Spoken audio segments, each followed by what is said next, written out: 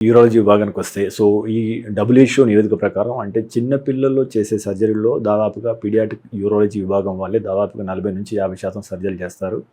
So you are taking the work load, your speciality. యాక్చువల్గా చిన్నపిల్లల్లో ఎలాంటి యూరాలజికల్ సమస్యలు వస్తూ ఉంటాయి, సాధారణంగా తల్లిదండ్రులు గుర్తించడంలో ఎక్కడ ఫెయిల్ అవుతారు, లేదా ఏ విషయంలో వాళ్ళు తప్పుగా అర్థం చేసుకుంటారు? మీరు అన్నది కరెక్ట్ అండి. 100 పీడియాట్రిక్ సర్జికల్ ప్రాబ్లమ్స్లో 40 to 50 యూరలాజికల్ ప్రాబ్లమ్స్ వస్తాయి. నా ప్రాక్టీస్లో about 80% are pediatric urology problems నా ప్రాక్టీస్లో. ఇందులో కామనెస్ట్ అంటే అన్డిసెండెడ్ టెస్టిస్. అంటే యాక్చువల్గా మీరు పుట్టుకతోటి వచ్చే అవకరణలు అంటాం వీటిని, అనామలీస్ అంటాం ఇంగ్లీష్లో. సో ఈ పుట్టుకతోటి వచ్చే అవకరణల్లో అన్డిసెండెడ్ టెస్టిస్ అనేది అన్నిటికంటే కామన్. మీరు ఏది తీసుకున్నా అంటే హార్ట్ ప్రాబ్లమ్స్, బ్రెయిన్ ప్రాబ్లమ్స్, అన్ని రకాల అన్ని సిస్టమ్స్లోనూ ప్రాబ్లం రావచ్చు. అంటే మీరు అనేది వృషణాలు బయటకు రాకపోవడం. కరెక్ట్. సో అన్డిసెండెడ్ టెస్టిస్ అంటే వృషణాలు సాధారణంగా ఒక బేబీ బాయ్ మగపిల్లవాడు పుట్టే టైంకి 2 కిందకు వచ్చేయాలి. యాక్చువల్గా 8th monthకే కిందకు వచ్చేస్తాయి తల్లి పొట్టలో ఉన్నప్పుడు నార్మల్గా అయితే.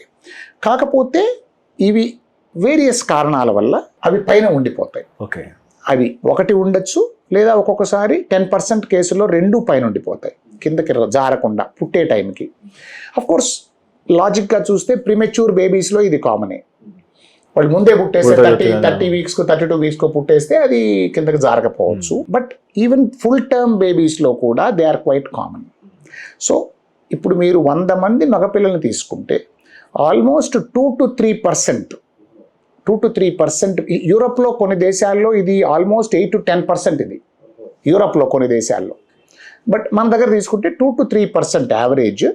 2 లేక 3 పుట్టిన మగపిల్లలలో 1 కానీ 2 కానీ వృషణాలు పూర్తిగా కింద సంచిలోకి రాకుండా పైన ఉండిపోవడం జరుగుతుంది. So it's a very common anomaly. జనరల్గా 6 months వెయిట్ చేస్తాం, ఎందుకంటే అది ప్రీమెచ్యూరిటీ వల్ల దేనివల్ల కిందకి రాకపోతే కొంచెం టైం ఇస్తే కిందకు వచ్చేస్తుంది.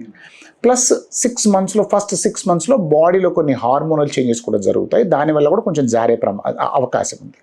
ఒకవేళ 6 monthsకి అది కిందకి రాకపోతే అప్పుడు ఆబ్వియస్గా మనము దాన్ని సర్జికల్ ద్వారా కిందకి తీసుకురావాల్సి ఉంటుంది. అది ఎక్కడుందనే లొకేషన్ని బట్టి మనం ఓపెన్ సర్జరీయా లేకపోతే పొట్టలో ఉంటే లాప్రోస్కోపీ అనేది చేస్తాం. అది సో తల్లిదండ్రులు ఫస్ట్ ఎక్కడ ఒక్కొక్కసారి పొరపాటు జరుగుతుందంటే ఈ టెస్టిస్ కిందకి రాలేదని గుర్తించకపోవడం. సో ఈరోజు కూడా మేము 8 ఏళ్ళు 10 ఏళ్ళు ఈవెన్ నేను 13-14 ఏళ్ల పిల్లల్ని కూడా చూశాను, 2 టెస్టిస్ ఇంకా కిందకి రాని వాళ్ళని. ఇది అవాయిడబుల్, ఇది జరగకూడదు. సో తల్లిదండ్రులు ఒక కన్ను వేసి టెస్టిస్ వాళ్ళ బేబీ బాయ్కి టెస్టిస్ కిందకు వచ్చిందా లేదా అనేది చూసుకోవడం. అంటే డాక్టర్లు చూస్తారు నార్మల్గా. సెకండ్ థింగ్, అన్డిసెండెడ్ టెస్టిస్లో ఎక్కడ అవగాహన లోపం ఉంటుందంటే, పాత రోజుల్లో మేము MBBS చదువుకునే రోజుల్లో 5-6 ఏళ్ల వరకు వెయిట్ చేయొచ్చు టెస్టిస్ కిందకి రావడానికి అని కాన్సెప్ట్ ఉండేది. అంటే అప్పట్లో ఉన్న రీసెర్చ్ని బట్టి, అప్పట్లో ఉన్న నాలెడ్జ్ని బట్టి ఆ కాన్సెప్ట్ ఉండేది.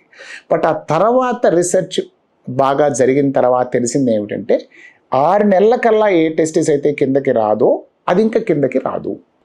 సో ఈ పాత కాన్సెప్ట్ ప్రకారం ఇంకా వెయిట్ చేస్తున్నారు. అంటే ఎక్కడో ఒక టౌన్లోనో ఎక్కడో ఒక చాలా సీనియర్ డాక్టర్ గారు ఉంటారు, వాళ్ళ దగ్గరికి వెళ్తే పర్లేదండి వెయిట్ చేద్దాము, లేదా చాలాసార్లు డాక్టర్లు కాదు చుట్టుపక్కల ఉండే ఫ్యామిలీ వాళ్ళు చెప్తారు, ఆ చిన్నపిల్లాడికి ఆపరేషన్ ఏంటి, వెన్ను ముదిరితే అదే దిగిపోతుందిలే అంటారు. సో ఈ కారణాల వల్ల ఇది డిలే అవుతుంది. డిలే అయితే ప్రాబ్లం ఏంటంటే ఆ టెస్టిస్లో ఉండే ఆ కణాలు ఏవైతే మన జీవకణాలు ఉంటాయో, స్పర్మ్స్ అంటామో మనం, స్పర్మ్స్ ప్రొడ్యూస్ చేసే కణాలు ఏవైతే ఉంటాయో ఆ కణాలు మెల్లగా చనిపోతాయి, డ్యామేజ్ అయిపోతాయి. సో ఫ్యూచర్లో సంతాన సమస్య వస్తుంది. అందుకని 6 months లోపల కిందకి రాకపోతే చిన్నపిల్లవాడా పెద్దవాడా అనేది ఇంపార్టెంట్ కాదు, టెస్టిస్ని కిందకి తీసుకొచ్చి దాని ప్లేస్లో పెట్టడం ఇంపార్టెంట్. సో అప్పుడు స్పెషలిస్ట్ని కన్సల్ట్ చేసి వాళ్ళు చెప్పిన విధంగా ప్రొసీడ్ అవ్వడం బెటర్. ఓకే, సో ఇది అన్డిసెండెడ్ టెస్టిస్. మీరు తీసుకునే అదే మందులు, అదే నాణ్యమైన మందులు, కానీ సగం ధరకే. అవును, మెడ్ ప్లస్ బ్రాండ్స్ పై 50 to 80% తగ్గింపు.